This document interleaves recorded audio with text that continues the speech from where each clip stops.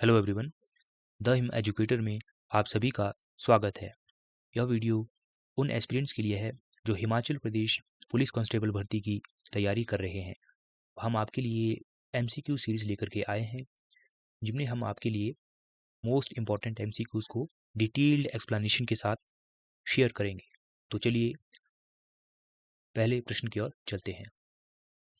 सांगला घाटी हिमाचल प्रदेश के किस जिले में स्थित है?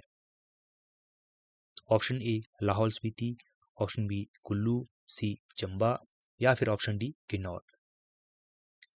इसका सही आंसर है ऑप्शन डी किन्नौर। सांगला घाटी किन्नौर डिस्ट्रिक्ट में पड़ती है और इसको बसपा घाटी भी कहा जाता है क्योंकि बसपा नदी जो है वो सांगला घाटी से होकर के बहती है, इसलिए इसको बसपा घाटी भी कहा जाता है। इस घाटी में जो बसे हुए महत्वपूर्ण गांव हैं उनके जो नाम है छितकुल, रकचम, बटेसरी, सांगला और कामरू। एक इम्पॉर्टेंट यहाँ पर आपको फैक्ट बता दें कि कामरू बुशहर रियासत की पुरानी राजधानी हुआ करता था। तो एग्जाम में पूछा जा सकता है कि बुशहर रियासत की पुरानी राजधानी कहाँ पर थी, तो उसका उत्तर होगा कामरू। अगले प्रश्न की ओर चलते हैं। ताबो मठ का संबंध हिमाचल प्रदेश के किस जिले से है? Option A Kinnaur, B Shimla, C Lahaul Spiti या फिर ऑप्शन डी सोलन। इसका जो सही आंसर है वो है ऑप्शन सी लाहौल स्पीति। आप साथ साथ में प्रश्नों को अटेम्प्ट करते हुए चले।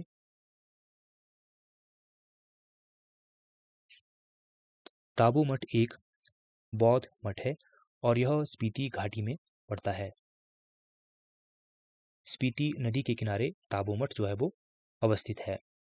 बात करें इसके निर्माण की तो इसका निर्माण 996 ईस्वी में एक तिब्बती बौद्ध भिक्षु जिनका नाम रिंचन जांगपो था, उन्होंने किया था।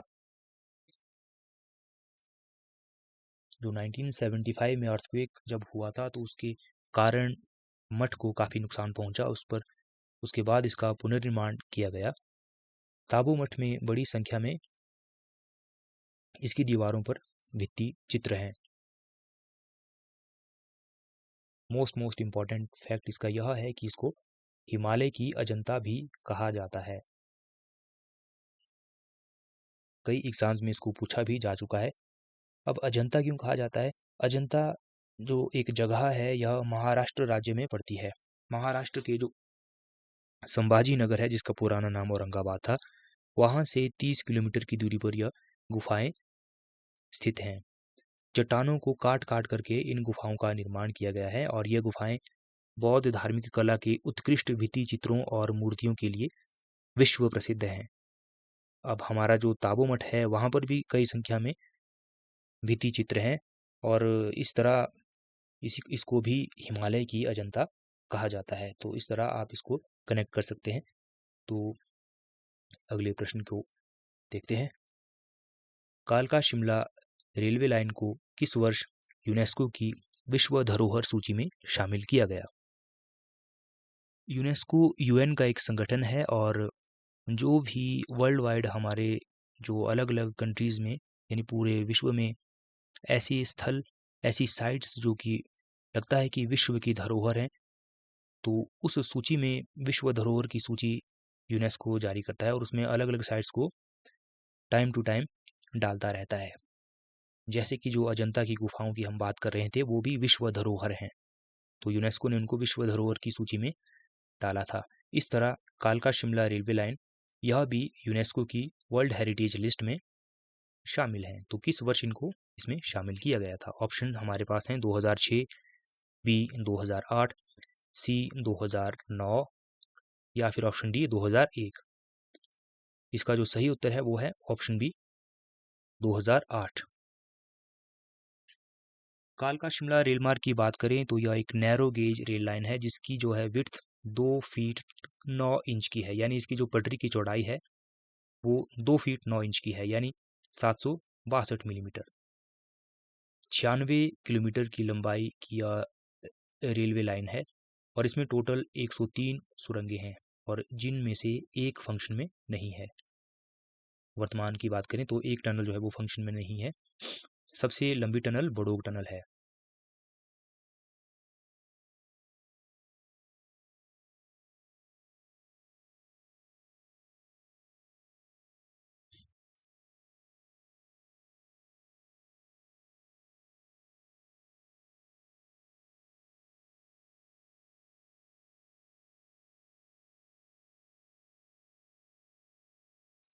बड़ोग टनल का यह नाम उस समय के जो ब्रिटिश इंजीनियर थे, जब इसका निर्माण हो रहा था टनल का, तो उनका नाम कर्नल बड़ोग था, तो उन्हीं के नाम से इसका यह नाम पड़ा हुआ है।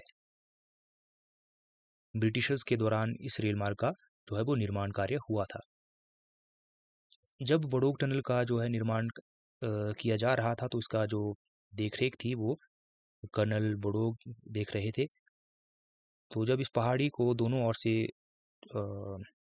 टनल जो है वो खोदी जा रही थी, तो दोनों सिरे उसके आपस में मिल नहीं रहे थे और टाइम और रिसोर्सेज की जो है वो काफ़ी वेस्टेज हो रही थी। तो इस पर फिर अंग्रेज सरकार ने कर्नल बड़ोग पर 1 रुपये का फाइन लगा दिया और वो काफ़ी फ्रस्ट्रेट हो चुके थे। फ्रस्ट्रेशन और डिप्रेशन में उन्होंने एक दिन इसी जो आधी जो बनी हुई टनल थी उसके अंदर जा कर के उन्होंने सुसाइड कर लिया। तो बाद में फिर जो इस टनल को बनाने में जो लोकल गांव छज्जा वहाँ का था, तो उस गांव के बाबा भलकुराम ने महत्वपूर्ण भूमिका निभाई और उन्हीं की मदद से इसका जो है वो निर्माण कार्य पूर्ण किया गया। और बाबा भलकुराम को फिर बाद में काफ़ी सम्मानित किया गया और जो वायसराय थे उस समय के, उन्होंने उन्हें मेडल भी दिया था। तो अगर आप कभी शिमला में जाएं तो वहाँ पर आप देख सकते हैं, शिमला रेलवे स्टेशन के आगे जैसे वहाँ पर एक म्यूज़ियम भी बना हुआ है, तो बाबा भलकुराम के नाम से उसका जो है वो उसको बनाया गया है, बाबा भलकु संग्रहालय। तो आप वहाँ पर जाएं तो ज़रूर उसको विजिट करें। जो कालका शिमला रेल मार्ग था, इसको अंग्रेज़ों ने क्यों बनाया था, यह भी एक प्रश्न मन में उठता है। तो हुआ यूं था कि 1864 में शिमला को ब्रिटिश भारत की समर कैपिटल बनाया गया, ग्रीष्मकालीन राजधानी। इसे ऐसे मतलब जो है वो साल भर जो ब्रिटिश भारत था उसकी राजधानी कलकत्ता हुआ करती थी, क्योंकि कलकत्ता में काफ़ी गर्मी हुआ करती थी और नमी भी काफ़ी होती थी। तो गर्मी के इस समय अंग्रेज़ों ने देखा कि कैपिटल को शिमला में शिफ्ट करना सही रहेगा। तो जब गर्मियों में कैपिटल शिफ्ट होकर के शिमला हुआ करती थी, तो उसमें काफ़ी सामान जो है वो अप डाउन करना पड़ता था। तो इसीलिए अंग्रेज़ों ने शिमला को भारत के जो शेष रेल नेटवर्क है उससे जोड़ने की ज़रूरत को महसूस किया। तो कई सर्वे हुए, फिर अंततः 1898 ईस्वी में जो है वो यह प्रोजेक्ट कालका शिमला रेल ट्रैक प्रोजेक्ट जो है वो शुरू हुआ।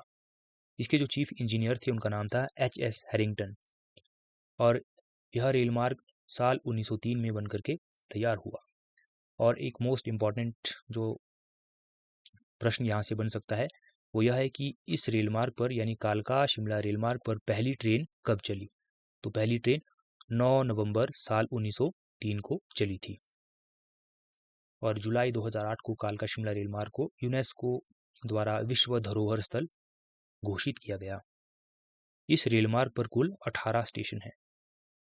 एक बात और यहाँ पर आपको बता दें कि जिस साइट को यूनेस्को विश्व धरोहर घोषित करता है, तो उसका जो रख रखाव है, देख रेख जो है वो हम सब की जिम्मेदारी होती है, यानी कि पूरे विश्व की जिम्मेदारी होती है।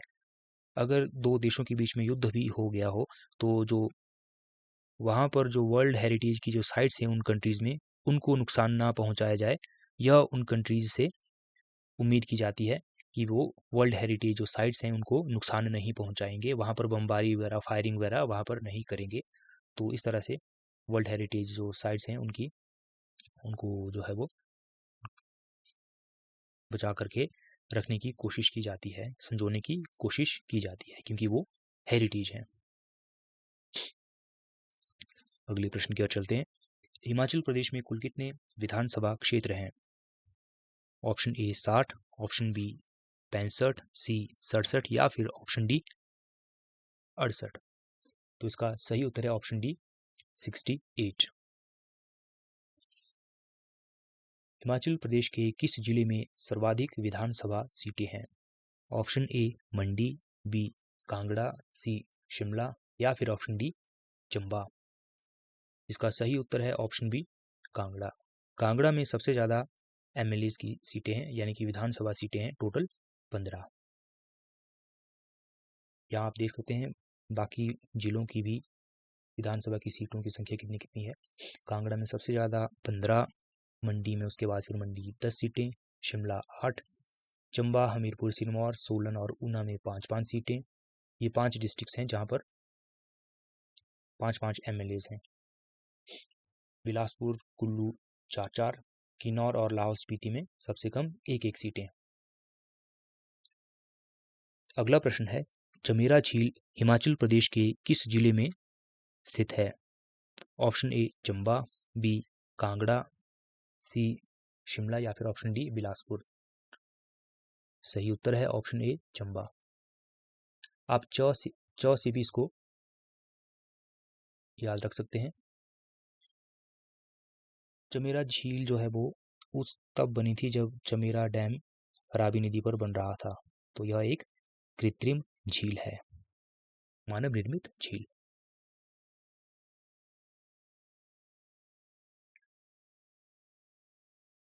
नेक्स्ट इज, चंबा जिले में स्थित खजियार झील के किनारे बना मंदिर किस देवता को समर्पित है? जो खजियार झील के किनारे मंदिर है वो किस देवता को समर्पित है? ऑप्शन ए गणेश, बी खज्जीनाग, सी शिव या फिर ऑप्शन डी शीतला माता।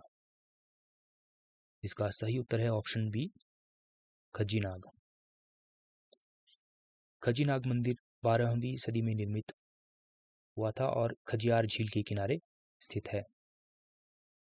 यह मंदिर नागों के देवता खज्जीनाग को समर्पित है। यहाँ पर एक मोस्ट इम्पॉर्टेंट आपको फैक्ट बता दें, खजियार जो है उसको मिनी स्विट्जरलैंड भी कहा जाता है। कई एग्जाम्स में इसको पूछा जा चुका है, तो ज़रूर इसको नोट करके रखें। मिनी स्विट्जरलैंड खजियार, हिमाचल का मिनी स्विट्जरलैंड। खज्जीनाग का जो मंदिर है बाद में इसका रेनोवेशन भी चंबा के राजा पृथ्वी सिंह उनकी दाई बाटलू द्वारा करवाया गया था। 1641 से 1664 के बीच इसको रेनोवेट भी किया गया था। नेक्स्ट क्वेश्चन, हिमाचल प्रदेश की कौन सी झील सर्वाधिक ऊंचाई में अवस्थित है? Option A Chandratal, B Surajtal, C Rewalsar या फिर ऑप्शन डी डल। इसका सही उत्तर है ऑप्शन बी सूरजताल। सूरजताल झील, इसकी ऊंचाई 4950 मीटर है और यह झील लाहौल स्पीति डिस्ट्रिक्ट में पड़ती है और बारालाचा दर्रे में स्थित है। और सूरजताल झील को भागा नदी का उद्गम स्थल भी कहा जाता है। बात करें भारत की सबसे ऊंची झील की तो उसका नाम है चोलामू झील और यह सिक्किम डिस्ट्रिक्ट में पड़ती है।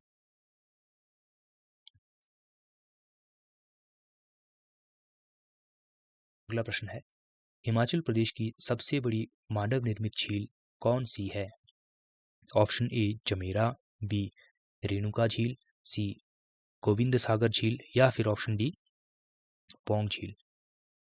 इसका जो सही उत्तर है वो है ऑप्शन सी गोविंद सागर झील। यह झील बिलासपुर जिला में पड़ती है और इसका जो क्षेत्रफल है वो है 168 स्क्वायर किलोमीटर और 88 किलोमीटर के लगभग इसकी लंबाई है। जब सतलुज नदी पर भाखड़ा बांध बन रहा था तो उस दौरान इसका निर्माण हुआ था और सिखों के 10वें गुरु गोविंद सिंह जी के नाम पर इसका यह नाम पड़ा हुआ है। अगला प्रश्न है, निम्न में से किस झील का चीनी यात्री हुएनसांग द्वारा लोहित्य सरोवर के नाम से उल्लेख किया गया है? किस जो नीचे झील दी गई है इनमें से किस झील को हुएनसांग ने लोहित्य सरोवर कहा था? Option A Chandratal, B Rewalsar, C Surajtal या फिर ऑप्शन डी पराशर झील। इसका सही उत्तर है ऑप्शन ए चंद्रताल। चंद्रताल झील कुंजुम दर्रे से 6 किलोमीटर की दूरी पर स्थित है। यह लाहौल स्पीति में पड़ती है।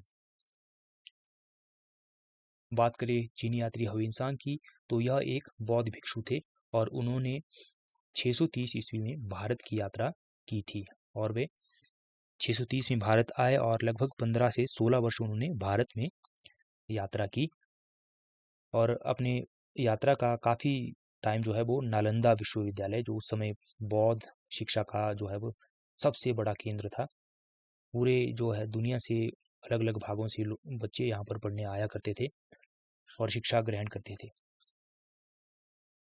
तो उनका मुख्य उद्देश्य जो है वो यह था कि भारत में बुद्धिज़्म को स्टडी करना।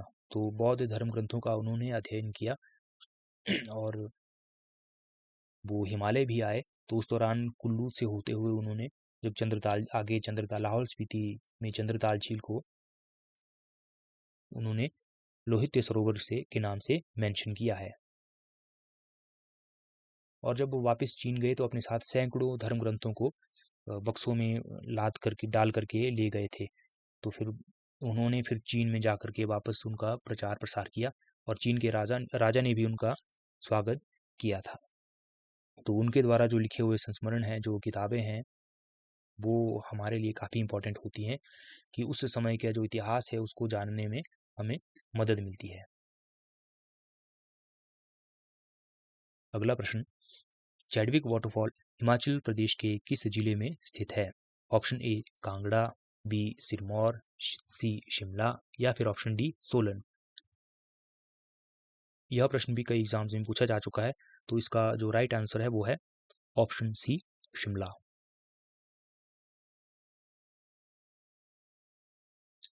अब यह प्रश्न आपके लिए है, इसको ज़रूर कमेंट सेक्शन में आप लिखें। किस वर्ष शिमला ब्रिटिश भारत की ग्रीष्मकालीन राजधानी बनी? यानी कि ब्रिटिश भारत की समर कैपिटल शिमला को कब बनाया गया, किस वर्ष? ऑप्शन ए 1858, बी 1911, सी 1855 या फिर ऑप्शन डी 1864। तो आप इसका आंसर कमेंट सेक्शन में ज़रूर दें और अपनी तैयारी को जारी रखें। इस तरह से चैनल के साथ आप कनेक्टेड रह सकते हैं और अपने जो फीडबैक और जो भी आपके सुझाव हैं उनको ज़रूर कमेंट सेक्शन में मेंशन करें। और मिलते हैं नेक्स्ट वीडियो में, तब तक के लिए जय हिंद, जय भारत।